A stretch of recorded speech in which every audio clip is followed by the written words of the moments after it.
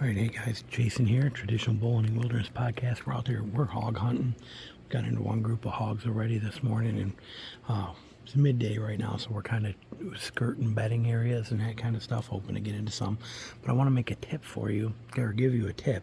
When you're moving through thick stuff, thick brush, especially the heavier the stem count is and the harder it is if it's more brushy. But when you use your bow to walk through this kind of stuff that we're in, like here's real world, that's wide angle, here's real world here that we're going through.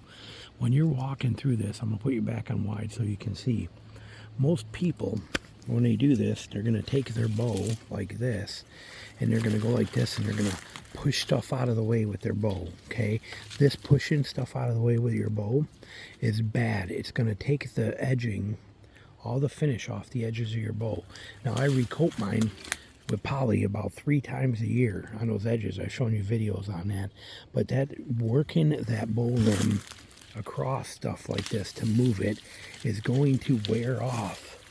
You know, if you come through here and you want to move this and you flex that out of the way with your bow, either way, even if you're doing it this way, but if you're using your bow to move that, you are going to wear the finish off the edges or off the face of it. Instead, use your bowstring. Okay, you can see my bowstring. Okay, here, look at it. It's not too bad on the top. Look at it down here towards the bottom, and look at how frayed out it starts to get and how beat up. It's because I use my bowstring for that. So rather than come in and do this to push stuff out of the way with my bow, I use my bowstring and I push it out of the way with my bowstring. Okay, like that, so I can walk through here as I come through. Even here where I have this palm, if I got to walk through this palm, rather than take my bow and push the palm out of the way like that, where I'm wrecking that finish. This stuff is very hard. Okay, and it'll mess that finish up. I will use my bowstring and move that stuff out of the way with my string so that I can move through there quietly. If I have to move this, I'm using my bowstring to push that out of the way. Do I carry an extra bowstring with me? Yes, I do, all the time. I always have another bowstring in my pack that is set up and ready to go that I can put on. But I'd rather wear through a couple of bowstrings a year than I would beat the finish off of my bow. So a little tip for you. But when you got to move this stuff, like I said, don't use your wood of your bow. Use your bowstring. Push it out of the way so you can move through there. Same with this stuff down here on the ground. Okay, if you got to move it out of the way, use your bowstring to push it out of the way rather than using your actual wood of your bow. Promise you, you'll be much happier. And if you're somebody who hasn't done this yet and hasn't learned this lesson, then take your bow. Let me reset this for you. There we go. Where's the sun? So it's not behind you. Take your bow and run your hand down the finish like this on these edges and feel that. And I'll bet it feels kind of a little more gritty than the finish. That's because you wore the finish off there. You want to take a minute and take some polyurethane. Is all I use is regular satin finish polyurethane, but put it on a paper towel and wipe those edges and reseal those so that they're protected. And then stop using your bow to move brush. Start using your bowstring.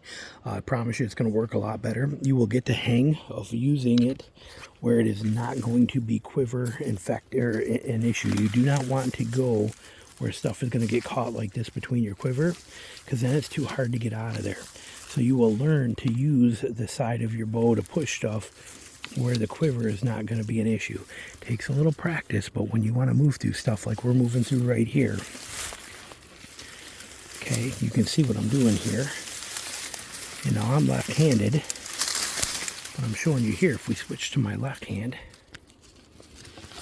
or as a left-handed person would, same thing applies. Okay, it's thick and nasty in here. If I got to get through this and I want to move that palm, I push that palm out of the way with my bowstring. Then I come to here and I push this stuff out with my bowstring.